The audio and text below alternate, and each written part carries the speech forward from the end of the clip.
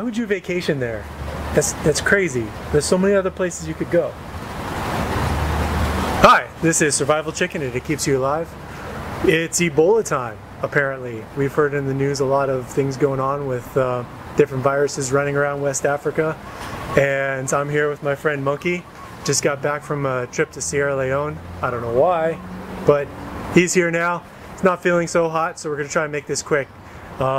Right now we have a bunch of items that might come in handy if an Ebola outbreak does come to the shores of the United States of America. That's where we live. Right here we have the N95 mask. If you leave the house, this might be your best protection if the virus itself decides to mutate and go airborne. We have the nitrile gloves.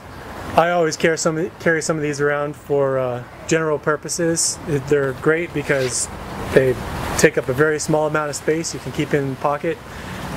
Some people think I'm kind of strange because I always have them on hand. Keeps me alive, so whatever.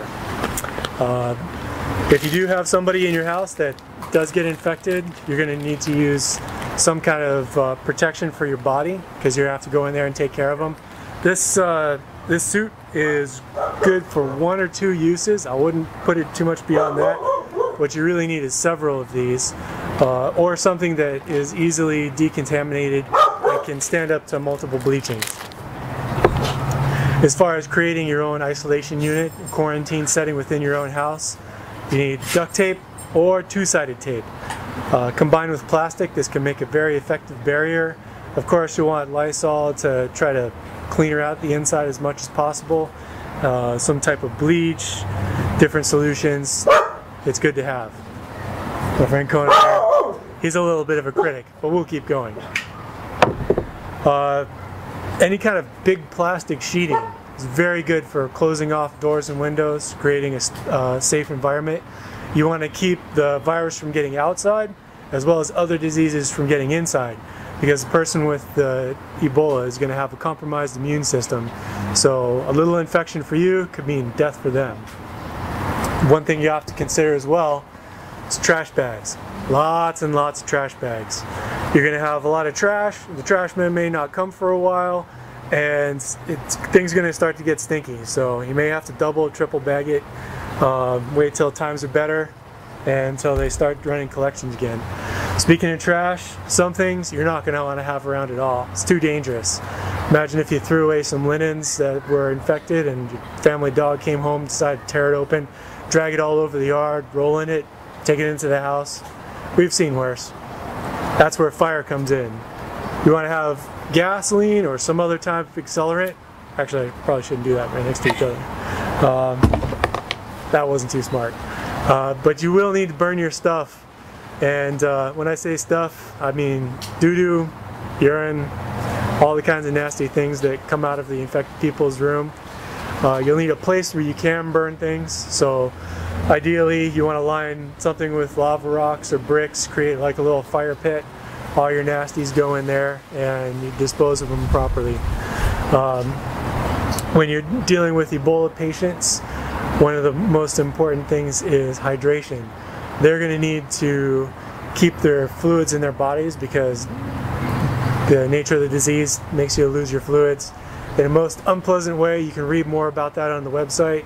I go into more detailed description. For that, we have coconut water, which is an excellent way to stay hydrated because not only does it give you fluids, but also the electrolytes. When you do as many kick-ass things as I do, you always want to have some coconut water around because I tend to break a sweat.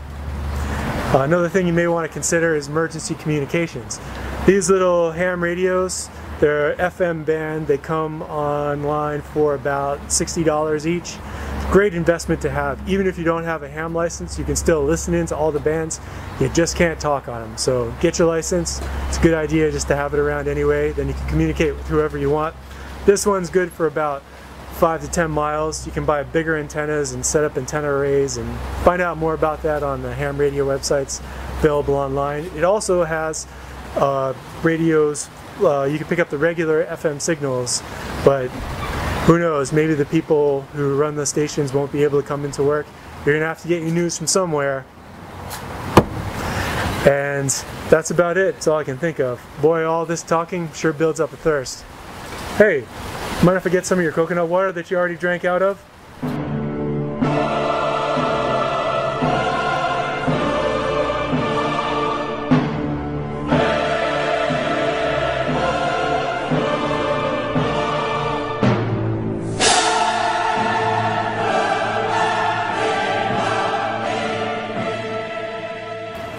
The most important part about combating the Ebola virus is changing your habits. A lot of times we get used to having things pretty easy here in America.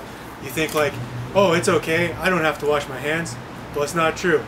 Sanitation is most important.